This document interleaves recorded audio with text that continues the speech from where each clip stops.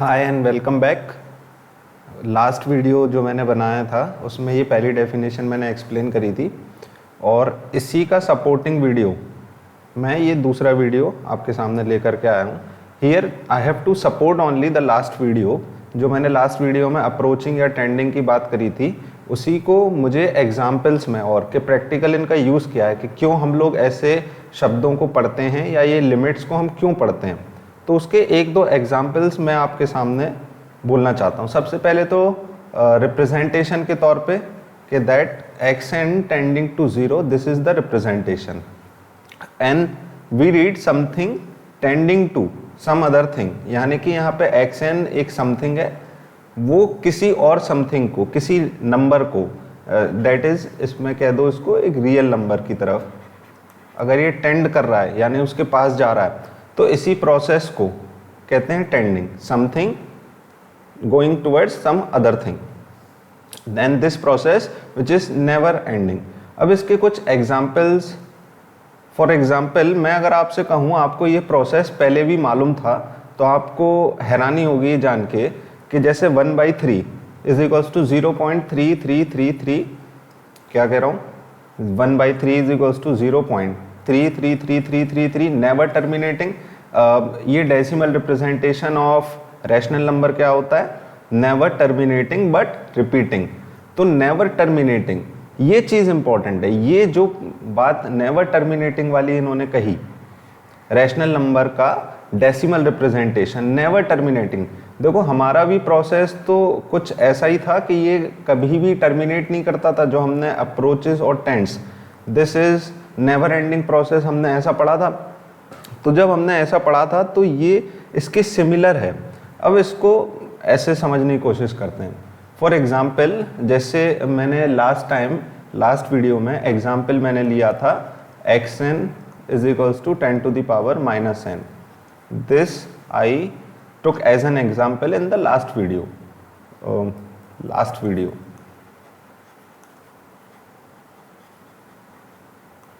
अब मैं दूसरे एग्जाम्पल्स लेना चाहता हूं जो कि मोर प्रैक्टिकल है, जो कि हिस्ट्री में कंसीडर किए गए, तभी तो calculus as a subject develop हुआ। सबसे पहला एग्जाम्पल जो कि यहाँ एक इम्पॉर्टेंट एग्जाम्पल की तरह उभर के आ रहा है, which is the decimal representation of 1/3, for example 1/3 और any rational number for that matter, 0.333 and so on. यहाँ पे मैं ऐसा मान लेता हूँ, जैसे यहाँ पे मैंने xn को 10 to the power minus n, फिर से recall this that xn is called a sequence if x depends upon the natural number n। वहीं अगर ये x रियल नंबर्स पे डिपेंड करता तो हम इसको कह देते x is a function of some real number, x को फंक्शन बोलने लगते। और वहीं कोई इनपुट अगर नेचुरल नंबर हो जाए तो हम इसको सीक्वेंस कहते हैं। इसको रिकॉल फिर से डेफिनेशन को कर ली तो यहाँ पे भी हम एक सीक्वेंस को बनाने की कोशिश करते हैं। Suppose that x1 is equals to 0.3, x2 is equals to 0.33। अब शायद आप लोग जनरलाइज भी कर पाएंगे, x3 इज इक्वल्स टू 0.333। ऐसे जनरलाइज करके इसको लिख देता हूँ 0.333 ऐसे n टाइम्स, यहाँ ब्रैकेट में लिख दिया मैंने n टाइम्स। तो सबसे पहला ऑब्जर्वेशन यहाँ पे लास्ट वीडियो को रिकॉल करो, हमने xn is equals to 10 to the power minus n, इसका सबसे पहला ऑब्जर्वेशन हमारा क्या था कि that it is a decreasing sequence. यहाँ पे थोड़ा सा अपोजिट केस है, क्या, राइट पेन से मैं लिख देता हूँ क्योंकि ये कंक्लूजन है, जैसे मैंने पिछले वीडियो में लिखा था कि यहाँ पे xn is increasing. Reason clear है क्योंकि 3 ऐड होता चला जा रहा है and hence xn is increasing. Increasing का यानी कोई सीक्वेंस का इंक्रीजिंग का यानी x1 is less than x2, यानी कि x2 बड़ा होगा x1 से और x3 x2 से बड़ा होगा, यानी कि नेक्स्ट वाला टर्म प्रीसीडिंग टर्म से बड़ा होगा, तो इट इज इंक्रीजिंग। ये फंक्शंस का पार्ट है, xn इज इंक्रीजिंग। तो ये अब ट्रेंड देखो, जैसे लास्ट वीडियो में हमने बात करी थी xn का ट्रेंड, डिक्रीज डिक्रीज डिक्रीज, किसके पास जाता जा रहा था, ये सेकेंड पॉइंट जो मैंने बोला था, 0 की ओर जाता जा रहा है। तो यहाँ पे देखो ये किसकी ओर जाता जा रहा है, 1/3 की ओर जाता जा रहा है। तो यहाँ पे अगर मैं इसको ऐसा कहूँ xn, दूसरा xn is getting closure,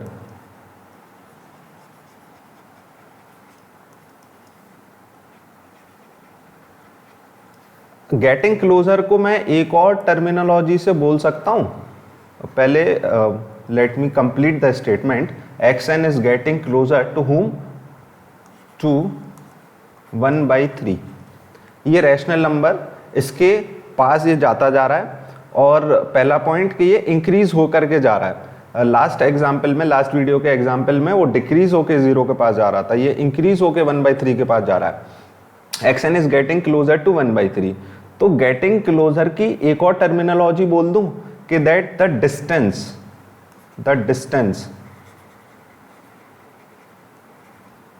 distance, क्योंकि अल्टीमेटली हम इसको नंबर लाइन पे रिप्रेजेंट करेंगे। ये एक नंबर लाइन हमने बना दी, रियल नंबर लाइन, यहां पे कहीं 0 and here suppose that it is some 1/3। तो इतना क्लियर है कि x1, इसको दूसरे कलर के, गोल्डन कलर के इससे लिख देता हूँ, x1 यहाँ कहीं होगा, तो x2 यहाँ कहीं, x3 यहाँ कहीं, ऐसे ऐसे ऐसे 1/3 के पास जाएगा। और अगर मैं इसको और अच्छे से, if I want to expand this और अच्छे से लिखना चाहूँ, तो इसको 1/3 को आप यहाँ पे लगा दो, तो जिससे कि और मैग्नीफाई होके दिख जाएगा। और काफ़ी मैग्नीफाई करके मैंने दिखा दिया। x3 इधर होगा, ऐसे ऐसे ऐसे ऐसे xn। तो मैं कह दूं डिस्टेंस की टर्म्स में इसको कह दूं। लास्ट वीडियो में मैंने क्या बोला था कि xn is getting closer to 1/3। इसको मैंने लास्ट वीडियो में एग्जाम्पल के तौर पे ऐसा बोला था, xn is getting closer and closer to 0। यहाँ पे देखो xn is getting closer and closer to 1/3। ये डेसिमल रिप्रेजेंटेशन का, और ये ताजुब की बात देखिए, ये आपको पहले से मालूम था, ये आप करते से हुए आ रहे हैं। तो xn is getting closer and closer to 1/3। इसी को मैं दूसरी टर्म्स में एक कह दो, एक फिजिकल अप्रोच लेते हुए इसको the distance between xn and 1/3,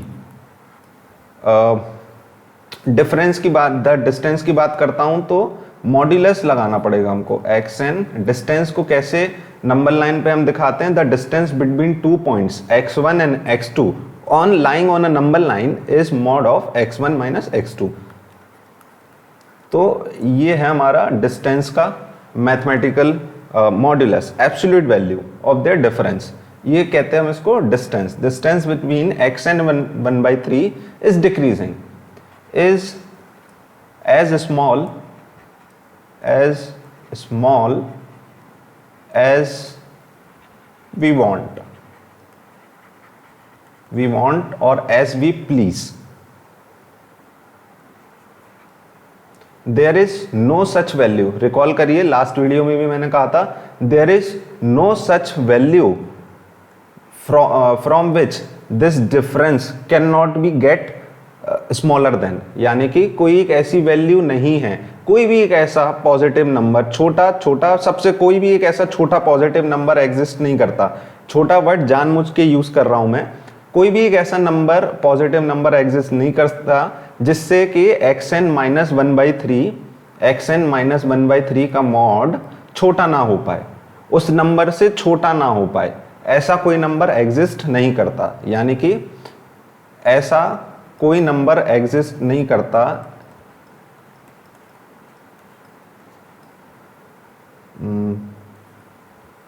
for example इसको z, ऐसा कोई नंबर z एग्जिस्ट नहीं करता कि जिससे कि ये डिफरेंस यानी कि मॉड्यूलस xn माइनस 1/3 छोटा ना हो पाए। मतलब कि ये कितना भी छोटा हो सकता है, कोई भी एक नंबर अगर मुझे बता दिया जाएगा तो ये उसको, उससे भी छोटा मैं इसको कर सकता हूँ। मान लो मुझे z दे दिया जाए 10 टू दी पावर -10, क्या ये उससे छोटा हो सकता है? बिल्कुल हो सकता है। खेल किस चीज का है? n का, डिपेंडिंग अपॉन n।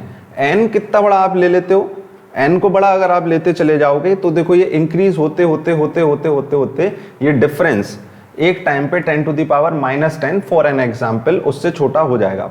अब आप कोई और दूसरा एग्जाम्पल ले लो, 10 to the power -10 to the power 10, क्या इससे छोटा हो सकता है? बिल्कुल हो सकता है। यानी कि ऐसी कोई z एग्जिस्ट नहीं करती जिससे कि ये छोटा ना हो पाए। ये कितना भी छोटा हो सकता है, मन मुताबिक छोटा हो सकता है, कितना भी छोटा, कितना, लेकिन जीरो नहीं हो सकता।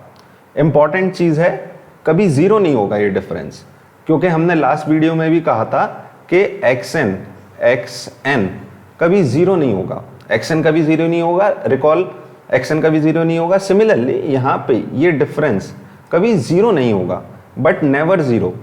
बट यहाँ पे ऐड कर देता हूं मैं इधर p फुल स्टॉप करके अलग अलग कलर के पेन से, इसलिए क्योंकि ये बाद में ऐड किया गया, but never zero. As small as we please, जितना भी छोटा हम करना चाहें तो हम उसको कर सकते हैं। जितना भी छोटा करना चाहें, इस बात पे मैं फोकस क्यों कर रहा हूं? क्योंकि मुझे सपोज दैट मुझसे क्वेश्चन पूछा जाता है कि कभी कभी 1/3 की वैल्यू हम करते हैं ना फिजिक्स के क्वेश्चंस में कि क्लोज टू 2 डेसिमल प्लेसेस उसकी एरर बताओ, error close to 2 decimal places, ऐसा करते हैं ना, एरर के अप्रोक्सीमेट करके बताओ, 2 डेसिमल प्लेसेस तक अप्रोक्सीमेट करके बताओ, 3 डेसिमल प्लेसेस तक अप्रोक्सीमेट करके बताओ हमें, और मिलीमीटर का स्केल अगर हमारे पास होगा तो हमें और क्लोज अप्रोक्सीमेट करना होगा।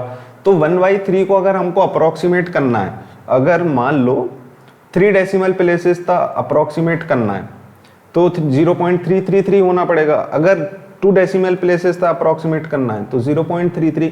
तो ये हमको क्योंकि अपने हाथ में लेना है, अगर हमको प्रिसीजन अपने हाथ में लेना है, टू माई सेटिस्फैक्शन, अगर मुझे प्रिसीजन चाहिए टिल माई सेटिस्फैक्शन, तो इसलिए मैं उसको जितना बड़ा लेता चला जाऊं, G3 जितने लेते चला जाऊं उतना क्लोज मैं 1/3 के पास हूं, यानी कि उतना प्रिसाइज मेरा आंसर होगा या उतनी कम मेरी एरर होगी।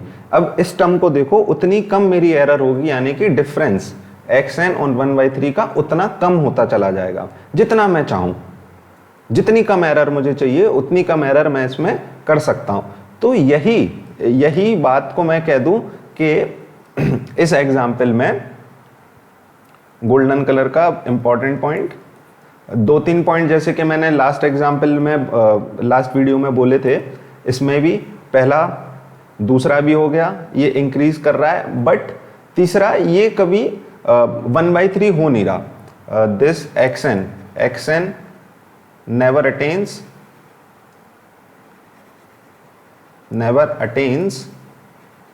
1/3।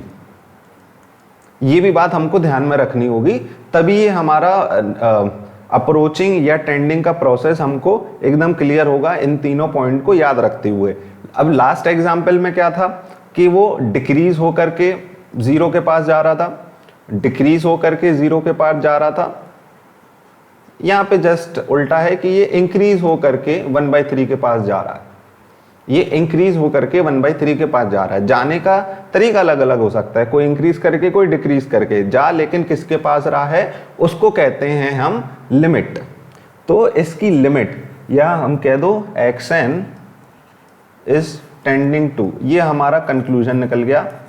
2-4-3 स्टार इसका मार्क कर लो, xn इज टेंडिंग टू 1/3। अब ताजुब की बात ये तो हमको 7th-8th क्लास से ही मालूम था, है ना। इसी का एक्सटेंशन हम लिमिट में देखने वाले हैं।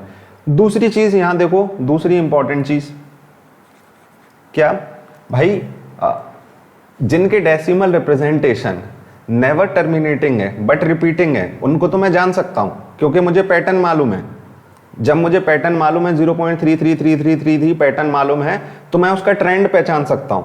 आई have the power to identify the trend. तो फिर मैं लिमिट इमेट वगैरह इनकी इन गेटिंग क्लोजर और एरर को हम कितना भी छोटा कर सकते हैं, ये सब के बारे में मैं बात कर सकता हूं if I know the trend. But if I do not know the trend, ऐसा कहां होता है? ऐसा इर्रेशनल टाइप के नंबर्स में होता है। I do not know the trend, √2 को 1.414 वगैरह वगैरह वगैरह वगैरह। अब इंपॉर्टेंट बात यह है और सबसे खूबसूरत बात यह है इस चैप्टर की, that you can approximate using this process, we can estimate. अब ये प्रोसेस क्या था, अब इंपॉर्टेंट है समझना, प्रोसेस क्या था, प्रोसेस क्या था जिसके बारे में हम बात कर रहे थे, प्रोसेस क्या था, somehow getting or near to something,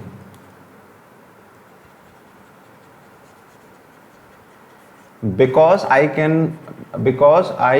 do not know that thing, because I do not know exactly that thing, do not know exactly that thing। इसको मैं समझा रहा हूँ, बड़ी वेग सी डेफिनेशन, वेग सी बात लिखी हुई है मैंने, इंग्लिश में लिखी भावना समझाने के लिए, फीलिंग समझाने के लिए, but I do not know exactly that thing.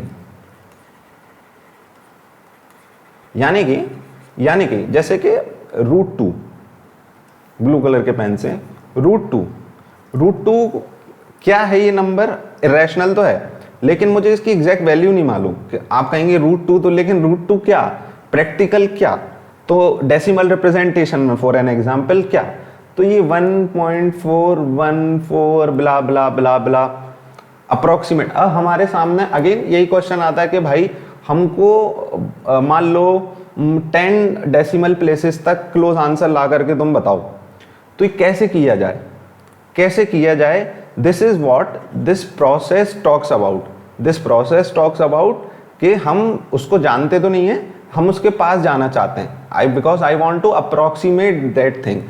Example pi. अब पाई को कैसे अप्रोक्सीमेट किया गया, इसका भी एक देखो बढ़िया खूबसूरत सा ज्योमेट्रिकल सा प्रोसेस है। क्या, एक सर्कल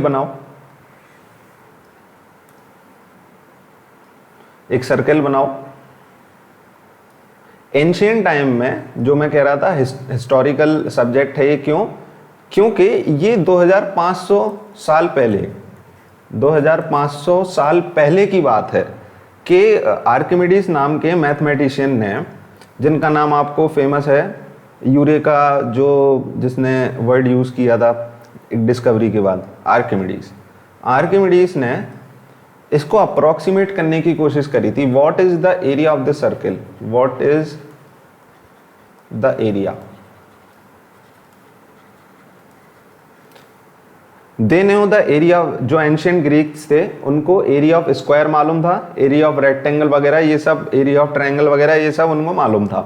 तो कैसे निकालें एरिया ऑफ सर्कल, तो इसको एक सिंपल सा प्रोसेस बनाया गया, क्या कि बहुत सारे पॉलीगन्स बना लो। मैं इसमें अप्रोक्सीमेटली पॉलीगन्स बना रहा हूं मैं इसमें एक पॉलीगन आपको इंस्क्राइब करके दिखाता हूं।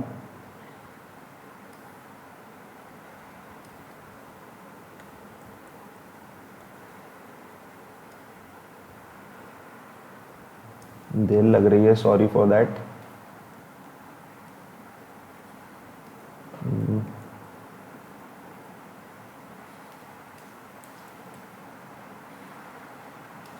Okay, now if I increase the number of side of this polygon, तो आपको सिंपल सा फैक्ट है कि ये पॉलीगन की मैं साइड्स बढ़ाता जाऊंगा तो वो ज्यादा से ज्यादा सर्कल को कवर अप करती चली जाएगी। पॉलीगन्स की नंबर ऑफ साइड बढ़ाने पे it will cover up the side. अब नंबर ऑफ साइड बढ़ाने के लिए कुछ मत करो, एकदम सिंपल सी बात है, ये जो है ना पॉइंट, इन्हीं के अबाउट एक आइसोसेलेस ट्रायंगल बना दो, तो जस्ट डबल कर दिए आपने साइड्स। देखो इनको आइसोसेलेस ट्रायंगल्स के द्वारा जोड़ दो, ऐसे। To save the time in this video मैं इसको ऐसे कह देता हूँ कि देखो मैंने आइसोसेलेस ट्रायंगल और ये बना दिया, तो जस्ट डबल हो जाएंगी इसकी साइड। ये जितनी भी साइड का 1 2 3 4 5 6 7 साइड का बना था, ये 14 साइड की हो जाएंगी। अभी जो ब्लैक कलर की जो मैंने बनाई है, इस प्रोसेस को अगर आप पूरा करेंगे तो इफ आई इंक्रीज, देखो ये जो ब्लैक वाली आई, ऑब्वियसली इसकी नंबर ऑफ साइड इससे ज्यादा है, तो ये ज्यादा सर्कल को इसने कवर अप कर लिया रादर देन दिस ब्लू वाले पॉलीगन से। अब कितना एरिया इसने एक्स्ट्रा कवर किया, तो ये देखो हाइलाइटर से मैंने करके दिखाया, देखो इतना, ये देखो इतना इसने देखो एक्स्ट्रा कवर कर लिया इससे, तो ये सर्कल का ज्यादा एरिया कवर करता है, कौन सा, ब्लैक वाला। If I increase the number of side, तो polygon, regular polygon inscribe will cover up more area of the circle. तो जब ऐसी चीज है तो हम कह दें कि ये पॉलीगन जो है वो सर्कल के एरिया के पास जाता चला जा रहा है, जाता चला जा रहा है, जाता चला जा रहा है, और ये इंक्रीज होके जा रहा है, इंक्रीज होके जा रहा है। डिक्रीज होके जाएगा कब, जब हम एस्क्राइब करेंगे।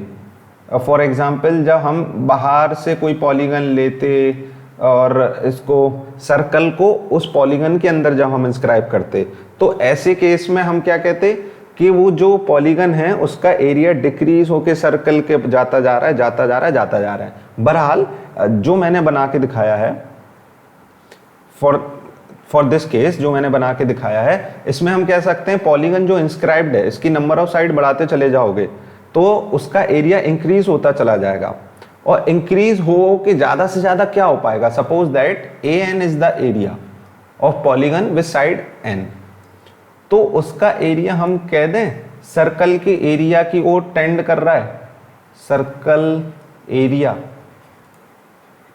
अब ये टेंड कर रहा है, ऐसा अगर हमने समझ लिया, क्योंकि ज्यादा से ज्यादा कवर करने वाला है, तो बस एन की वैल्यू जैसे ही आप इन्फिनिट डालते और चले जाओगे, तो अब इसका ट्रेंड देख लो कि ट्रेंड कहाँ हो रहा है। तो यही सब करके आर्किमिडीज ने फाइनली इसको निकाला कि ज्यादा से ज्यादा मैं पॉलीगन को ले लूं।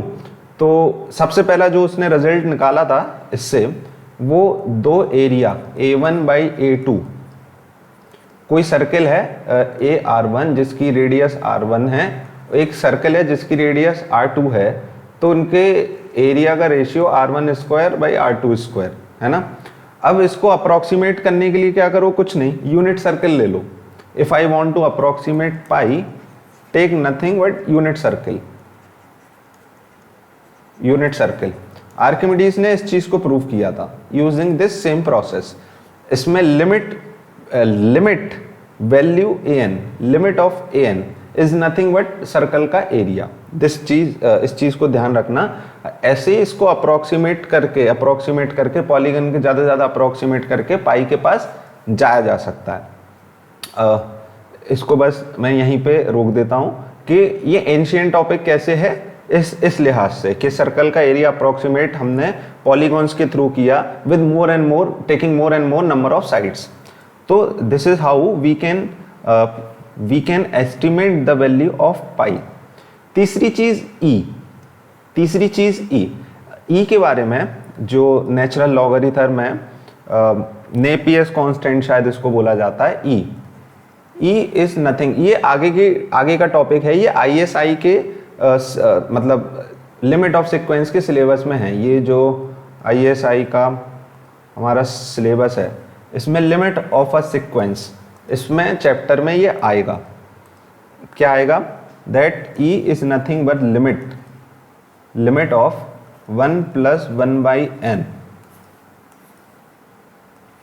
की पावर n। n क्या है, n belongs to n, natural number का सेट है। सिंपल, n को इन्फिनिटी टेंड कराएंगे तो जो भी लिमिट आएगी, सबसे पहले तो इस चीज की लिमिट होती है 1 + 1/1 की पावर 1। ये है क्या, ये समझ लो, 1 + 1/2 का होल स्क्वायर, 1 + 1/3 का होल क्यूब, ऐसे। इसकी भी लिमिट एग्जिस्ट करती है, मतलब कि जो भी इसकी लिमिट आएगी, लिमिटिंग वैल्यू इसकी जो भी आएगी इज नथिंग बट E। इसको हम आगे देखेंगे। तो क्वेश्चन ये आया था वाई लिमिट, क्वेश्चन ये आया था। अच्छा, इंपॉर्टेंट चीज है, कभी आप गूगल करके देखना कंपाउंड इंटरेस्ट। कंपाउंड इंटरेस्ट कुछ इसी टाइप का तो दिखता है। अब कंपाउंड इंटरेस्ट को मैं हर पल छोटे से छोटे सेकंड, बहुत माइन्यूट से माइन्यूट समय पे, जैसे कि मैं जिस समय आपसे बोलता चला जा रहा हूँ उस समय का भी अगर मैं इंटरेस्ट कैलकुलेट करने लगूँ तो उसकी लिमिटिंग वैल्यू ई आएगी। ये गूगल पे आप पढ़ सकते हैं। तो अगले क्वेश्चन पे आता हूँ, वाई लिमिट्स। क्वेश्चन आया वाई लिमिट्स, क्योंकि पहले वीडियो को मुझे सपोर्ट करना था तो सबसे अच्छा तो यही पॉइंट मैं उठा सकता था कि भाई वाई लिमिट्स, और नोटेशन क्लियर कर सकता था कि टेंडिंग का नोटेशन क्लियर किया, फिर देखा हमने y लिमिट्स। तो यहाँ से अब आपको शायद क्लियर हो गया होगा कि कई नंबर ऐसे जो हैं जिनको हम पता नहीं है, जो हमें एग्जैक्टली जैसे हमको जिसकी वैल्यू नहीं मालूम, जैसे कि √2 पाई ई एसेट्रा एसेट्रा, ऐसे बहुत सारे हैं, √5 और ऐसे जो भी परफेक्ट नंबर नहीं है, जो भी रैशनल नंबर हैं इस प्रकार के। तो उसको अप्रोक्सीमेट करने के लिए to desired degree of precision हमको लिमिट्स का प्रोसीजर आना चाहिए। क्योंकि सब आप खुद ही सोचिए, ऐसे कुछ रियल नंबर एग्जिस्ट करते हैं जिनको आपको जिनकी वैल्यू ही नहीं मालूम। √2 नाम का एक रियल नंबर है जिसकी हमको वैल्यू ही नहीं मालूम, हम इसको मतलब स्केल पे कहाँ बनाएं, रियल नंबर लाइन पे बनाएं कहाँ, क्वेश्चन यही आ जाता है। तो इसी तर्क को यूज करते हुए, लॉजिक को, लिमिट्स के को यूज करते हुए उसके पास जाते चले जाते हैं हम, है ना। मैथमेटिशियंस ने भी यही किया, उसको अप्रोक्सीमेट करते गए यूजिंग इनइक्वालिटीज कि देखो ये डिक्रीज करता जा रहा है, इंक्रीज करता जा रहा है, इस तरीके से वो उसके पास जाते गए and they could know about the value of √2 and for that matter E pi and any irrational number to a desired degree of precision, यानी कि मैं कम से कम एरर में अपना काम कर लूँ। तो that is my video on y limits. Thank you. इस वीडियो में इतना ही। Thank you.